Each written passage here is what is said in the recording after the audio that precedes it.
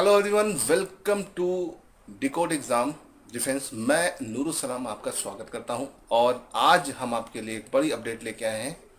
New CM of Uttarakhand. Uttarakhand में पिछले 4.5 साल में ये हमारे तीसरे सीएम हैं। बीजेपी की गवर्नमेंट में ये तीसरी सीएम बने हैं और ये एक इम्पॉर्टेंट न्यूज़ है जो कि आपके पेपर में आ सकती है। अभी तक अगर देखा जाए तो 4.5 साल के जो उनका टेन्योर रहा हमारे पिछले सीएम का, उसके बाद पिछले 4 महीने पहले दूसरे सीएम बदलाए गए और अभी 4 महीने बाद एक और नया सीएम।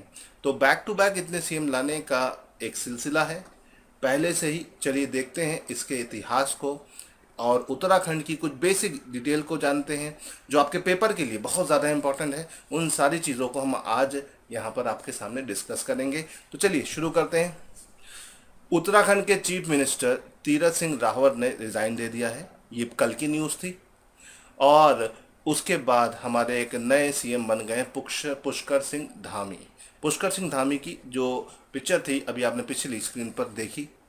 पुष्कर सिंह धामी लगातार इस साल के यानी इस गवर्नमेंट के तीसरे सीएम थे। और अगर हम बात करते हैं तो 4.5 साल में त्रिवेंद्र सिंह रावत, तीरथ सिंह रावत और पुष्कर सिंह धामी ये 3 सीएम रहे हैं। ठीक है, तो पेपर में इसका ऑर्डर पूछ सकता है। ठीक, अगर हम बात करते हैं पुष्कर सिंह धामी जो अभी हाल में ही हमारे उत्तराखंड के नए सीएम बने उनके बारे में, तो ये पिथौरागढ़ डिस्ट्रिक्ट में 1975 में जन्मे। ठीक है, धामी ने आरएसएस में, आरएसएस मतलब राष्ट्रीय सेवा संघ में अलग अलग पोजीशन पे काम किया लगभग 33 साल के लिए। वो एबीवीपी के सदस्य भी रहे 10 साल के लिए और उन्होंने अवध प्रांत रीजन उत्तर प्रदेश के लिए भी काम किया। इसके अलावा ये प्रेसिडेंट रहे हैं बीजेपी उत्तराखंड युवा मोर्चा के 2 बार, सन 2002 में से 2008 के बीच में। तो ये तो पुष्कर धामी की कुछ बेसिक जानकारी थी जो अभी हाल में ही उत्तराखंड के नए सीएम बने।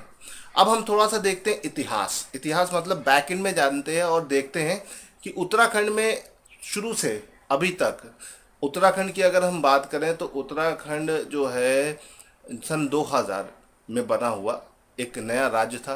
ये यूपी उत्तर प्रदेश से अलग हुआ हिस्सा था। और अगर हम इसमें बात करते हैं तो पहले इसमें एक इंटरिम गवर्नमेंट बनी थी और इस इंटरिम गवर्नमेंट के जो पहले सीएम थे वो नित्यानंद स्वामी थे जो कि बीजेपी गवर्नमेंट के थे। 1996 की बात है। उसके बाद भगत सिंह कोश्यारी ये उसी टेन्योर में पूरे 4 साल में दूसरी बार यहाँ के सीएम बने।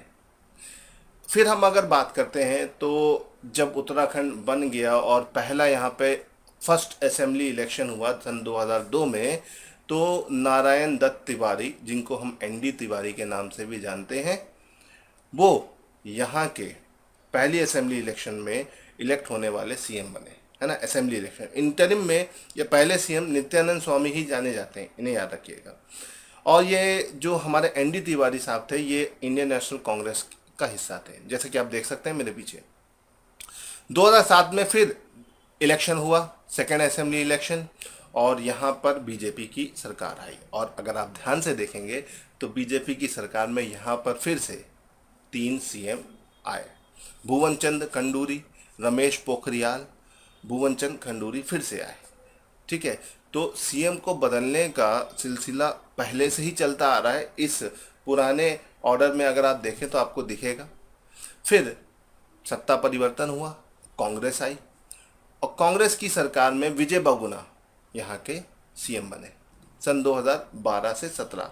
थर्ड असेंबली इलेक्शन की अगर हम बात करते हैं तो उसके बीच विजय बहुगुणा के बाद हरीश रावत बने। देखिए यहाँ कांग्रेस भी वही काम हो गया जो अभी बीजेपी करती आ रही थी। और फिर कुछ टाइम के लिए प्रेसिडेंट रूल लगा रहा, फ्लोर टेस्टिंग हुई, फिर हरीश रावत यहाँ के सीएम बने, फिर फ्लोर वैकेंट हुआ, फिर हरीश रावत बढ़े। बड़ा उठार पटक वाला ये समय था 2012 से 2017 के बीच का, ये पूरा असेंबली इलेक्शन का टाइम है ना। 2012 में इलेक्शन हुआ था और उसका रिजल्ट आने पर कांग्रेस ने सरकार बनाई। फिर चौथा असेंबली इलेक्शन जो अभी 22 तक जिसका पूरा टेन्योर चलेगा। अगले साल फिर यहाँ पर एक 5वां असेंबली इलेक्शन होना है, तो इसलिए बीजेपी अभी से ही इस पर कमर कस रही है। और ये चौथे असेंबली इलेक्शन में 3 आपके सीएम रहे। त्रिवेंद्र सिंह रावत सबसे लंबे टेन्योर के लिए रहे, फिर तीरथ सिंह रावत और फिर पुष्कर सिंह धामी जो बचे कुछ आधे साल के टेन्योर के लिए, क्योंकि अगले साल उत्तराखंड में इलेक्शन है। और उस इलेक्शन को अगर देखा जाए तो उसके मद्देनज़र रखते हुए कुछ चेंजेस किए गए हैं। अब ये तो बात होगी भाई कि क्या क्या चीज़ें हो गई और कैसे हो गया। इलेक्शन आ रहे हैं तो सारी चीज़ें चल रही है। चलिए देखते हैं उत्तराखंड हमारा कहाँ पे पड़ता है। ठीक, अगर आप देखेंगे भारत में यूपी के उत्तर में उत्तराखंड पड़ेगा। इसको देवों की भूमि भी कहा जाता है। और उत्तराखंड का जो मैप है इसे आप देखेंगे तो उत्तराखंड के निचले हिस्से में उधम सिंह नगर नैनीताल है जो यूपी से एकदम कनेक्टेड है। इसके अलावा हरिद्वार और देहरादून भी यूपी से कनेक्टेड है। देहरादून जो उत्तराखंड की मुख्य राजधानी है वो एकदम वेस्ट में है, जबकि कई टाइम से कई समय से यहाँ पे गैरसैंण जो इसका सेंटर एरिया है उसको राजधानी बनाने की बात चल रही थी। और पिछले साल 2019 की अगर हम बात करें तो 2019 में गैरसैंण को उत्तराखंड की राजधानी के तौर पर मान्यता मिल भी गई थी। और इस तरह से यहाँ पर उत्तराखंड की 2 राजधानियाँ हो गई, एक विंटर कैपिटल एक समर कैपिटल। तो देहरादून और गैरसैंण ये दोनों उत्तराखंड के कैपिटल हैं। तो उत्तराखंड अब उन राज्यों में आ गया है जिसके 2 कैपिटल होते हैं। ठीक है, ये एक इन्फॉर्मेशन है जो आपको जाननी है। देखिए ये दोनों कैपिटल हैं और दोनों की लोकेशन है। गैरसैंण अभी हाल में बना हुआ है, काफ़ी ये हमेशा पॉलिटिकल मुद्दा रहा है हर सरकार के लिए। जो भी सरकार अपना एजेंडा लेके आती है उस एजेंडा में ये मुद्दा रहता था कि अगर हमारी सरकार आएगी तो गैरसैंण क्या होगी, गैरसैंण को हम राजधानी बनाएंगे। लेकिन कोई सरकार इसको करती नहीं थी। लेकिन ये बीजेपी सरकार ने पिछले 2019 में इस चीज़ को करके दिखाया। और देहरादून और गैरसैंण 2 राजधानियाँ आपके उत्तराखंड में है, एक विंटर कैपिटल एक समर कैपिटल। चलिए ये तो बात हो गई कि बेसिक स्ट्रक्चर के बारे में, है ना। अगर हम बात करें तो डिवीज़न ऑफ उत्तराखंड के 2 डिवीज़न है। ठीक है, आपका लो लैंड एरिया एक हाई लैंड एरिया है। ठीक है, आप मेरी तरफ देखेंगे नीचे की तरफ जो दिख रहा है ऑरेंज कलर में वो लो लैंड है, कुमाऊं रीजन। और जो आपका लाइट कलर में है वो आपका गढ़वाल का रीजन है। ठीक, गढ़वाल थोड़ा सा ऊंचाई पर है। ठीक, और जो कुमाऊं है नैनीताल कुमाऊं डिवीजन में पड़ता है, इसे याद रखिएगा। Almora, Pithoragarh, Bageshwar, Champawat, Udham Singh Nagar, all these are the part of Kumaon division of Uttarakhand. और जो ऊंचाई वाले एरिया है हरिद्वार, पौड़ी गढ़वाल, चमोली, रुद्रप्रयाग, टिहरी, उत्तरकाशी, देहरादून ये सब हाई एरिया में पड़ते हैं। यहाँ पर आप जाएंगे तो आपको अच्छी ठंड और अच्छा हिली एरियाज मिलेंगे। ठीक, तो ये इसके 2 डिवीज़न हैं, इनको याद रखिएगा। ठीक, इसके अलावा अगर हम यहाँ की लेजिस्लेटिव असेंबली की बात करते हैं, क्योंकि अगले साल इलेक्शन आ रहा है तो क्वेश्चन बन सकता है, तो यहाँ पे एमएलए या कितनी सीट्स होती है लेजिस्लेटिव असेंबली की, तो 70। ठीक है, 70 सीट्स के लिए यहाँ पर इलेक्शन होना है अगले साल, इसे ध्यान रखिएगा। अगर हम बात करते हैं उत्तराखंड में एयरपोर्ट्स के बारे में, तो यहाँ पर कुल मिलाकर 5 एयरपोर्ट है। इंटरनेशनल तो नहीं है लेकिन 5 एयरपोर्ट है। कनेक्टिविटी है, इसे याद रखिएगा। जॉली ग्रांट एयरपोर्ट देहरादून में है। ठीक है, इसको आप देहरादून एयरपोर्ट भी बोलते हैं और ये यहाँ का एक मुख्य एयरपोर्ट है। ठीक है, देहरादून कनेक्टिंग शहर है क्योंकि कैपिटल है। फिर पंतनगर एयरपोर्ट है। ठीक है, भरकोट एयरपोर्ट है जिसे चिन्वासुलियार एयर स्ट्रिप भी कहा जाता है, एक स्ट्रिप है जो काफ़ी फेमस है। गौचर एयरपोर्ट जो चमोली डिस्ट्रिक्ट में पड़ता है। और नैनी सैनी एयरपोर्ट जो पिथौरागढ़ में पड़ता है, इसे ध्यान रखिएगा। तो इस तरह से यहाँ पे कुल मिलाकर 5 एयरपोर्ट हैं जो उत्तराखंड के एक इम्पॉर्टेंट एरिया को दर्शाते हैं। उत्तराखंड की अगर हम बात करते हैं तो उत्तराखंड हमेशा एक लैंडमार्क एरिया रहा है। अगर हम बात करें कि हमारे इन्वायरमेंट प्रोटेस्ट के बारे में, ये इन्वायरमेंट का एक बहुत अच्छा ग्रीनरी वाला एरिया है। अगर हम इसमें बात करते हैं तो उत्तराखंड में से ही चिपको आंदोलन की शुरुआत हुई थी जिसको सुंदरलाल बहुगुणा ने शुरू किया था। उत्तराखंड हमेशा हमारे इंडिया में हमारे मैप पर एक इम्पॉर्टेंट लोकेशन को इंडिकेट करता है, इसे ध्यान रखिएगा। यहाँ पर नेशनल पार्क की अगर हम बात करें तो कुल मिलाकर, क्योंकि मैंने बताया आपको एक ग्रीन एरिया है, यहाँ पर अगर आप देखेंगे तो यहाँ पर आपको फ्लोरा और फौना रिच एरिया मिलेगा। और एक किताब लिखी गई थी द टाइगर ऑफ रुद्रप्रयाग।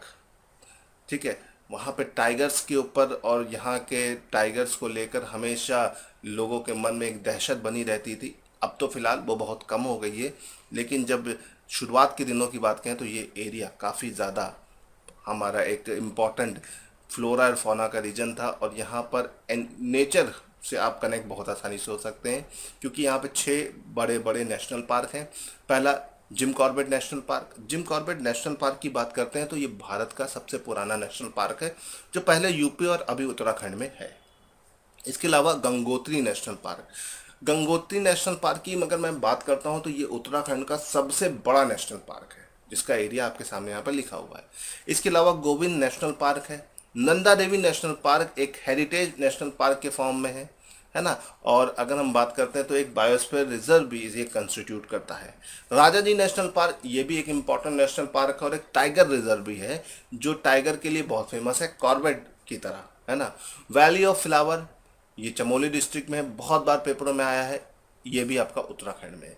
तो उत्तराखंड में मौजूद जो भी मुख्य नेशनल पार्क है 6 हैं, और उनके नाम मैंने यहाँ पर लिख दी हैं। इसके अलावा 7 वाइल्ड लाइफ सेंचुरीज भी हैं, जिनको अगर आप देखेंगे तो कोई खास इंपॉर्टेंट नहीं, क्योंकि नेशनल पार्क आपके पेपर में ज़्यादा पूछे जाते हैं। सो आपका उत्तराखंड से ही चिपको आंदोलन की शुरुआत हुई, ठीक है, उत्तराखंड से मैत्री आंदोलन की शुरुआत हुई। तो उत्तराखंड हमेशा ये आपका इन्वायरमेंट प्रोटेक्टेड रीजन के रूप में रहा। उत्तराखंड की अगर हम बात करें तो यहाँ पर जौनसारी जनजाति या ट्राइब्स पाई जाती है, कोल ट्राइब पाई जाती है। जौनसारी ट्राइब की अगर हम बात करें तो यहाँ पे पॉली एंड्री है। पॉली एंड्री मतलब बहुपति प्रथा। यहाँ पर एक औरत कई सारे पुरुषों के साथ शादी करती है। क्यों क्यों क्योंकि यहाँ पर सेक्स रेशियो बहुत लो है, और जहाँ पर सेक्स रेशियो लो होता है तो वहाँ पे पॉली एंड्री होता है, इसे ध्यान रखिएगा। तो पॉली एंड्री आपका जौनसारी के अलावा इंडिया में एक और जनजाति करती है, वो दक्षिण की हमारी जनजाति है, नीलगिरी पर्वत में पाई जाती है, टोडा। टोडा भी यही करती है, इसको ध्यान रखिएगा। तो ये कुछ बेसिक चीज़ें हैं जो मुझे आपको बतानी थी गाइज। एक और इम्पॉर्टेंट बात, आपका जो IMA है, इंडियन मिलिट्री एकेडमी, ये भी आपका देहरादून में है ना। और अगर हम लब्सनाब की बात करें, है ना, IAS की ट्रेनिंग एकेडमी है, ये भी यहीं पड़ती है। तो जितनी भी बड़े बड़े आपके ट्रेनिंग एकेडमीज़ हैं इंडिया की, उसका काफ़ी बड़े बड़े एरियाज़ यहाँ पे कवर होते हैं। इसके अलावा इंडिया के मोस्ट रिप्यूटेड स्कूल्स भी आपको उत्तराखंड के रीजन में मिलेंगे, ठीक है। देहरादून खास तौर पे इसका एक हब है, ठीक है। तो इस तरह से देखा जाए तो देहरादून हमारे लिए बड़ा इम्पोर्टेंट रहा है। आज से नहीं, इसका इतिहास बहुत पुराना है। इतिहास बताने बैठूंगा तो बहुत कुछ सामने आएगा, लेकिन ये याद रखिएगा, देहरादून हमारे लिए एक इम्पॉर्टेंट एरिया है, ठीक। चाहे आप घूमने के लिहाज से देखिए, एग्ज़ाम के लिहाज से देखिए, रहने के लिहाज से देखिए, हर तरीके से ये एक बहुत अच्छा रीजन है, पहाड़ी इलाका है, ठीक। और किस तरीके से इसका डिवीज़न हुआ मैंने आपको समझाने की कोशिश करी है। हिमालय की एक रेंज यहाँ तक आती है, कुमाऊँ रीजन्स की, तो ये भी ध्यान रखिएगा। तो चलिए फ्रेंड्स, आज के इस लेक्चर को हम यहीं पर एंड करते हैं। लेक्चर अगर समझ में आया, सेशन बढ़िया लगा हो तो लाइक और शेयर ज़रूर करिएगा, और अगर आप हमारे चैनल पर नए हैं तो चैनल को सब्सक्राइब कर दीजिए, ताकि इस तरह के अपडेट्स आपको लगातार मिलते रहें। गाइस, आज का ये सेशन हम यहीं पर एंड करते हैं। अगले सेशन में कुछ और बेहतरीन चीज़ों के साथ आपके सामने आएंगे। तब तक के लिए जय हिंद, गुड बाय।